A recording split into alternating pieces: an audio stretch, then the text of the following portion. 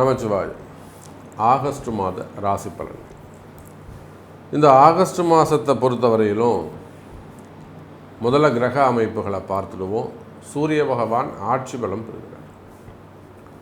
August 15ஆம் தேதியிலிருந்து சூரிய பகவான் நவநாயகர்களை தலைவனாக விளங்கக்கூடிய சூரியன் ஆட்சி பலம் பெறுகிறார். இது ஒரு மிகப்பெரிய நல்ல யோகம். செவ்வாய் பகவான் கன்னிராசிக்கு போயிட்டார். இப்போ செவ்வாய் கேது ஒரு தொடர்பு இருந்து வருது.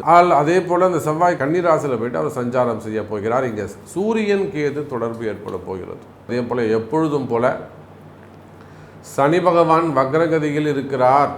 இது எல்லாத்தையும் சொல்லக்கூடிய நீங்களே அதுக்கு ஒரு தீர்வும் சொல்லுங்கள் அப்படின்னாக்கா இதைத்தான் நம்ம ப்ரீஃபாக ஒரு ராசிக்கும் தனித்தனியாக பார்க்க போகிறோம்.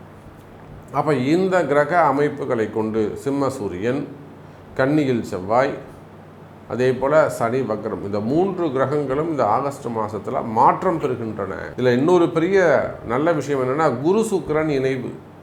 மிதுன ராசியில் குரு சுக்கிரன் ஒரு இணைவு, அது ஒரு நல்ல காம்பினேஷன்ஸ். உங்கள் கவலையெல்லாம் மறையக்கூடிய மாதமாகவும் இது அமையப்போகுது. வாருங்கள் உங்கள் ராசிக்கு என்ன நடக்குதுன்னு பார்த்துருவோம். அன்பார்ந்த மேஷராசி அன்பர்களே, ஆகஸ்ட் மாதம் ஒன்றுமே கவலைப்படாதீங்க, ஜாலியாக இருங்க.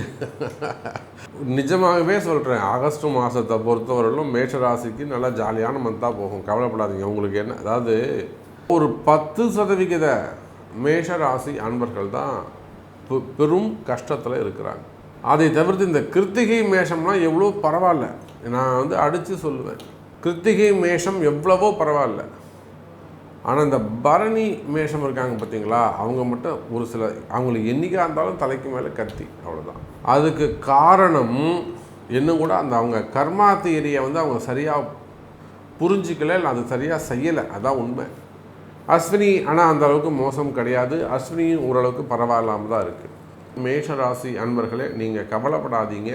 இந்த ஆகஸ்ட் மாதம் 5ஆம் இடத்தில் வரக்கூடிய கிரகண தோஷம், சூரியன் கேது தொடர்பு, நிச்சயமாக இந்த மேஷராசி அன்பர்கள் ஞாயிற்றுக்கிழமை சூரிய நமஸ்காரம் செய்வது, எருக்கலையை வச்சு தலை குளிப்பது, காலம்பரை 9 to 10 ஏதேனும் ஒரு சிவாலயம் சென்று சிவபெருமானுக்கு ஒரு தீபம் போடுவது, அல்லது சூரியனுக்கு கோதுமை தீபம் ஏற்றுவது, கோதுமை தானம் பண்ணுவது, இதெல்லாம் கூட உங்களுக்கு நல்ல கை கொடுக்கக்கூடிய பரிகாரமாக அமையும். அதே போல் தொழில் அமைப்புகள் சிறப்பானதாக இருக்கும், வருமானம் சிறப்பானதாக இருக்கும்.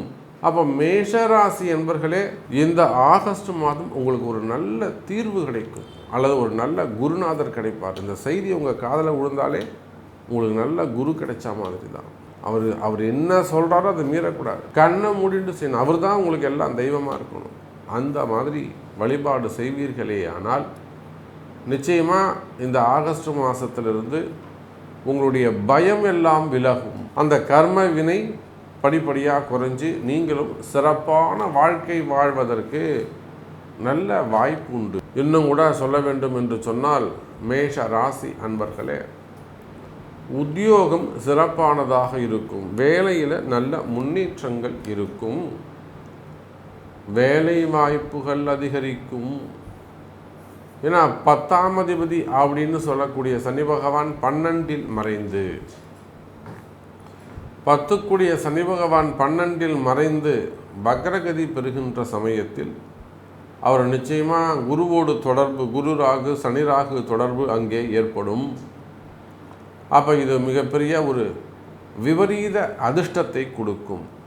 அப்போ மேஷ ராசி அன்பர்களே, இந்த ஆகஸ்ட் மாதம் உங்களுக்கு நல்ல அதிர்ஷ்டமான மாதமாக அமைகிறது என்பதை சொல்லிக்கொண்டு, மீண்டும் உங்களுடைய கேள்விகளுக்கெல்லாம் உங்களுடைய பிறப்பு ஜாதகம்தான் பேசும். மீண்டும் வேறொரு அற்புதமான பதிவில் உங்களை சந்திக்கிறேன். நன்றி, நமச்சிவாயம். ஜெய் வராகி, ஜெய் ஜெய் வராகி.